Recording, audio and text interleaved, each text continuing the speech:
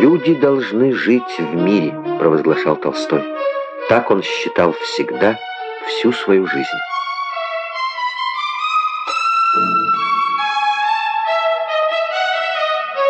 В 1863 году он сделал первые наброски к роману «Война и мир». 7 лет непрестанного и исключительного труда были отданы созданию этого произведения. Рукописные страницы, десятки раз переписанные, перемаранные, перечеркнутые, сохранили следы титанической работы. Роман выходил том за томом, книга за книгой. И в России, и в Европе «Война и мир» был сразу отнесен к числу произведений выдающихся. Об этом писали Тургенев, Гюстав Флобер, Джон Голсуорси.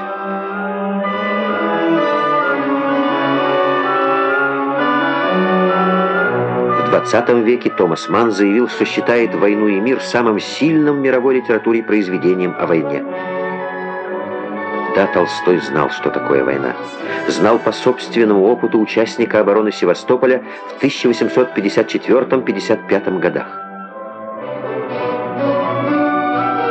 Там он написал «Севастопольские рассказы». Их восторженно встретили Чернышевский, Некрасов, вся читающая Россия. Помните? Потом какие-то красные огни запрыгали у него в глазах, и ему показалось, что солдаты кладут на него камни. Огни все прыгали реже и реже, камни, которые на него накладывали, давили его больше и больше. Он сделал усилие, чтобы раздвинуть камни, и уже больше не видел, не слышал, не думал и не чувствовал. Он был убит на месте осколком в середину груди.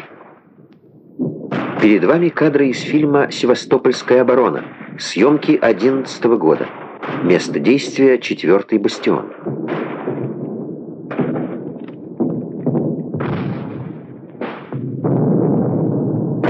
На 4-м бастионе молодой Лев Толстой командовал батареей и был награжден орденом Анны с надписью «За храбрость» и 2 медалями.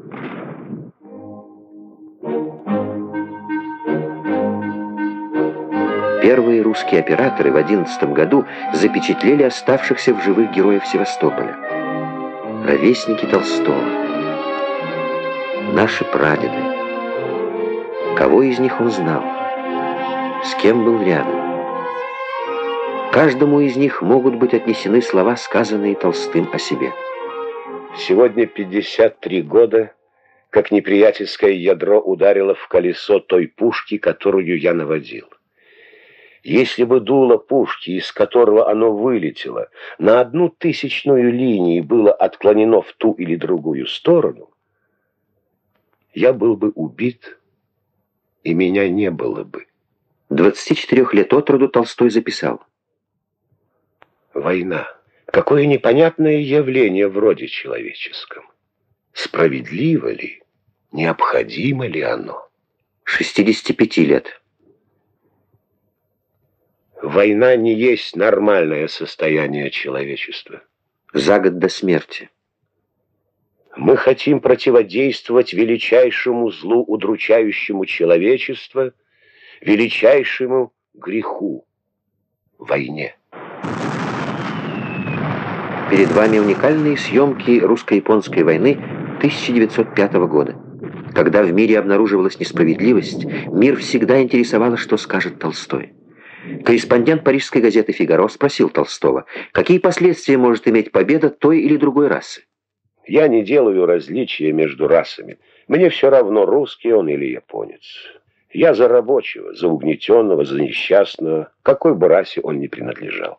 При всех обстоятельствах, что выиграет он от этой схватки? Костыли, раны, смерть. На наших глазах эти ошалелые люди, наряженные в мундиры и ленты, называемые монархами и министрами, делают парады, смотры, маневры, заставляя приготовленных для этого людей стрелять. Ведь разве не очевидно, что они задумывают и приготовляют самое ужасное злодеяние, и что если мы не остановим их теперь, злодеяние совершится не нынче, так завтра. Так писал Толстой в статье к итальянцам. 1895 год. Началась Итало-Абиссинская война. Статью не опубликовали. Ее опубликовали только через 40 лет, в 1935 году в газете «Известия», когда началась новая Итало-Абиссинская война.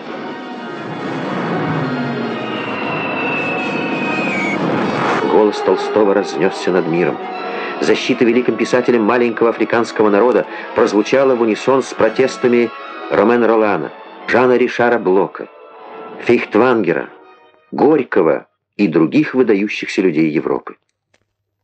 Если мы не остановим их теперь, злодеяние совершится не нынче, так завтра.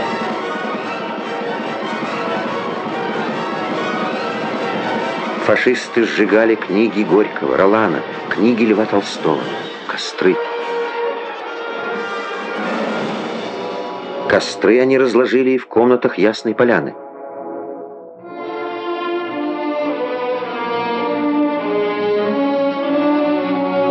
Хотели выжечь память о ней, не успели.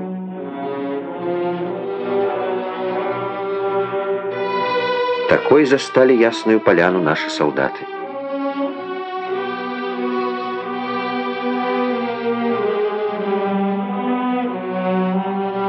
Один из них тогда же записал в книге посетителей: «В Ленинграде я знал одного командира орудия, который, командуя, кричал: «За войну и мир огонь!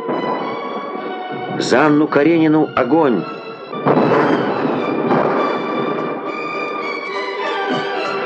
В годы войны разгадку духовной стойкости советского народа зарубежные читатели искали в романах Толстого. Так в Англии было продано 500 000 экземпляров «Войны и мира». Это значит, как заметил Чарльз Сноу, что его прочитали даже те, кто вообще не читал романов. Князь Андрей, герой Льва Толстого, считал, что только в той войне достойно и необходимо участвовать, в которой решается вопрос жизни и смерти Отечества. Толстой неустанно подчеркивал миролюбие русского человека, его желание жить в мире с другими людьми. Николай Ростов, приветствуя жителей австрийской деревни, воскликнул: «Да здравствует весь мир!» Все мысли, которые имеют огромные последствия, всегда просты. Вся моя мысль о том, что если люди порочные и связаны между собой и составляют силу, то людям честным надо сделать то же самое. Ведь как просто. На экране события наших дней. В их руках миллиарды денег, миллионы покорных войск.